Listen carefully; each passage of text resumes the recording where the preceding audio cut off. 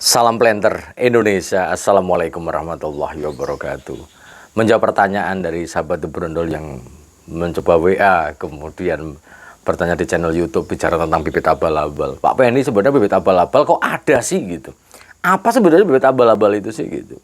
Karena bahwa di dalam grup-grup Facebook juga selalu disebutkan adanya bibit abal-abal. Bahwa bibit abal-abal adalah sebuah bibit yang terbentuk dari ketidakjelasan dari induknya sebenarnya. Tidak jelas induk jantannya apa, induk betinanya apa. Kalau bicara tentang produksi, ya jelas bahwa bibit abal-abal apakah semuanya dura, apakah semuanya pisewera, jawabannya adalah tidak. Karena biasanya bibit abal-abal mungkin titik beratnya adalah dari tidak diketahui induknya sebenarnya.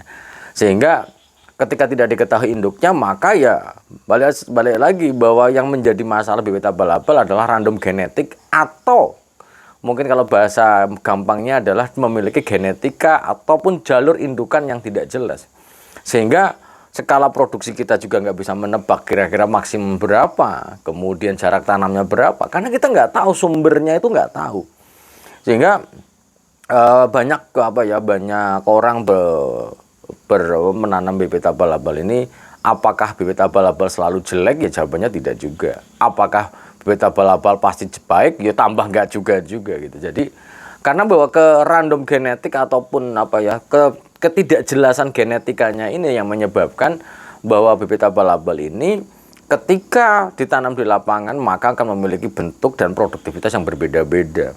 Ini jangankan yang abal-abal, yang bersertifikat aja beda-beda, apalagi yang tidak jelas lagi secara genetikanya itu nggak jelas. Sebagai contoh, bahwa ketika kita bibit bersertifikat itu pasti dihasilkan dari indukan dura yang diserbuki oleh piscifera sehingga menghasilkan 100% tenera, dimana ketika kita menanam tenera ini, yang nanti hasilnya tenera ini semuanya akan ditanaman ketika kita tanam di lapangan adalah tenera. Kalau toh ada duranya atau piscifera adalah 0,000 sekian persen atau hanya sekecil saja, jadi hampir semuanya tenera. Tapi ketika kita tanam bibit abal-abal, kita nggak tahu nanti yang kita tanam itu hasil akhirnya itu apa, kita nggak tahu. Apakah random genetik ini menghasilkan dura yang lebih banyak kah? Atau random genetik ini menghasilkan piscifera yang lebih banyak kah? Atau tenera semua juga kita nggak tahu. Sehingga ketidakjelasan inilah yang menyebabkan bahwa sebisa mungkin para sahabat The Brondol, sekali lagi The Brondol hanya meluruskan. Bukan The Brondol itu sebagai salah seorang yang orang perusahaan sehingga menyarankan bibit bersertifikat, itu juga tidak. Kenapa kita harus menanam bibit bersertifikat yang asli atau original? Karena bahwa taksiran dari produksinya jelas, spesifikasi tanamannya jelas. Sebagai contoh, kita mau menanam DP Sains 1 Kalabar misalnya, rekomendasinya 143, panjang pelepah di 6 tahun, panjangnya 5, sekian meter, jelas. Tapi ketika kita mengambil bibit abal-abal, beli di Shopee, beli di Bukalapak, kecambah-kecambah yang beli di marketplace itu, apalagi bibitnya yang banyak sekali yang masih dengan ketidakjelasan itu, maka kita nggak tahu spesifikasinya itu apa, kita nggak tahu, tidak tahu. Banyak bibit abal-abal mengatasnamakan dari kalau sudah beli di Shopee, Bukalapak, Lazada, wassalamualaikum, jelas palsu, tidak ada. Kemudian yang kedua, kalau misalnya ada yang menawarkan ke rumah bahwa beberapa sertifikat dan sebagainya, maka di dunia yang sudah digital ini sangat terbuka lebar informasi berkaitan dengan kecambah bersertifikat. Memang sekali lagi ketika kita membeli bibit yang bersertifikat juga pasti ada syarat-syaratnya, itu KTP dan tanah sebagai legalitasnya. Mau ditanam di mana sih sebenarnya? Sehingga para planter dan para petani semua, ketika kita menanam bibit abal-abal ini, kita akan menghasilkan sesuatu yang tidak jelas. Tidak jelas seperti apa. Genetik ini banyak sekali. Ketika ditanam ada yang bunga cengkehnya banyak, bunga landaknya atau cengkeh atau landaknya banyak sekali, kemudian hampir jantannya banyak. Dan karena bahwa dia tidak jelas genetiknya seperti apa. Pak Pendi, tapi kan kalau sudah mengalami seleksi di lapangan kan berarti sudah ada adaptasi lingkungannya. Belum tentu, saudara-saudaraku semuanya. Yang namanya bibit abal-abal atau dengan ketidakjelasan genetik ini, ketika kita tanam, maka kita seperti untung-untungan. Menanamnya itu untung-untungan. Kalau beruntung ya ladangnya baik, produksinya tinggi ya mungkin. Pak Pendi, ladang saya 80% dura. Itu. Ya, monggo saja. Pertanyaannya, apakah bibit abal-abal yang menghasilkan dura 100% ini produksinya baik? Sekali lagi, sahabat entrepreneur semuanya, buah ketika pohon itu dura, rata-rata menghasilkan buah yang besar dan berat. Namun jumlah tandanya pasti akan kurang, apalagi di atas 8 tahunan. Ketika itu terjadi pada kita yang mau menanamnya, kita menanam ladang, ya kita rugi.